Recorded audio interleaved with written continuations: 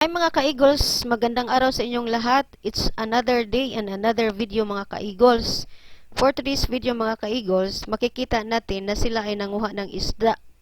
Alam nyo mga ka-Eagles, hindi sana ako pumunta dito mga ka-Eagles. Dahil dito guys, maraming mga kalabungan ba nga katol kaayo diri mga ka-Eagles. But yung nalaman ko mga ka-Eagles na sila ay nandito para manguha ng isda, guys, pinuntahan ko sila agad mga ka-Eagles para makita natin dito guys kung paano ang mga Filipino na manguha ng isda, especially dito yung tinatawag natin na dam.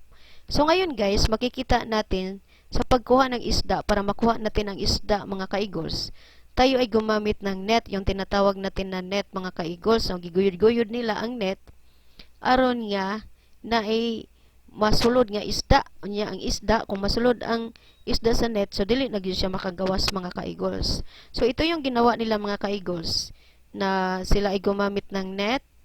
At yung net guys, ito ay giguyod-guyod nila mga ka-Eagles para makuha ang isda. And sad to see for this net mga ka-Eagles, kay naapoy murag buslot aning nga net ba. It's really hard na pag tayo ay magkuha din ng isda and then ang ating net mga ka-Eagles ay may buslot, o maano guys ba, yung isda ay lumabas sa net. Kaya it's really enjoy talaga tingnan mga ka-Eagles, dahil kahit yung net nila ay may sira or may buslot, sila pa rin mga ka-Eagles ay nanguha ng isda.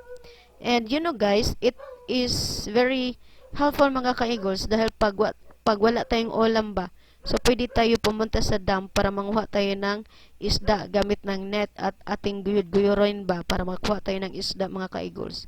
So yun ang ginawa nila dito guys, at ako din ay nandito with them para maka-video mga ka-Eagles, para makita at may idea tayo guys kung paano, kung ano ang gagawin at natin para makakuha tayo ng isda dito sa dam.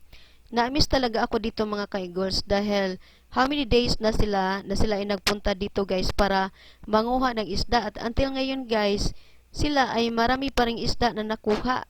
O tingnan natin guys, so ito ang gagawin natin para makakuha tayo ng isda gamit ng net. So ginuguyod yung net nila mga ka-Eagles, kahit may buslot ang net, ginamit pa rin nila mga ka-Eagles, dahil wala pong ibang net ba na magamit nila dito mga ka-Eagles para makakuha sila ng isda. Kaya ito na lang ginamit nila mga ka-Eagles, kahit yung net ay may buslot. So tingnan natin guys dito sa video na ito, pag may isda silang makuha dito guys, ang gagawin natin guys, na tayo ay magiging diligent. O tingnan natin guys, so may isda na nakalabas sa net, dahil ang net talaga ito guys ay may buslot. So anong gagawin nila? Tingnan natin guys kung ano ang gagawin nila. So yon, gidakop nila ang isda, yung isda na nakalabas sa net, so gidakop nila mga ka-Eagles. So enjoy talaga tingnan guys, no, na magdakop sa isda ba, kay dili pud lalim nang mandakop og isda, but diligent talaga sila na manguha ng isda dito guys, para may ulam sila dito mga ka-Eagles. Alam nyo guys, libre na ang isda, libre na ang ulam ba dito, dahil maraming isda sila na nakuha dito guys. Maraming isda, kahit ilang araw na sila na nagpunta dito para manguha ng isda, marami pa ng isda dito mga ka-Eagles na nakuha nila until now. O tingnan natin guys, enjoy na enjoy sa mga bata or mga youth or mga young people. They are very diligent na sila ay nanguha ng isda.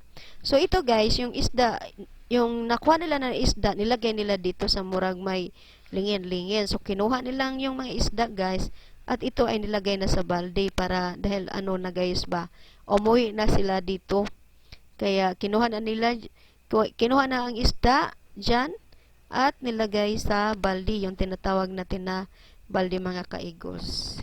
So blessed talaga mga ka-Eagles, na kahit maraming isda, so grabe ka-amis ang Panginoong Diyos, na kahit maraming isda na makuha, libre na ang ulam. So dito guys, how many days na sila ay libre ng kanilang ulam dito guys, dahil sila ay nagkugi sa pagkuha diri og mga isda. So yon ang video natin mga ka-Eagles. I hope kayo ay may idea sa pagkuha ng isda dito sa dam. Thank you for all of you. Thank you for all your support. God bless everyone, and see you to my next vlog. Where you?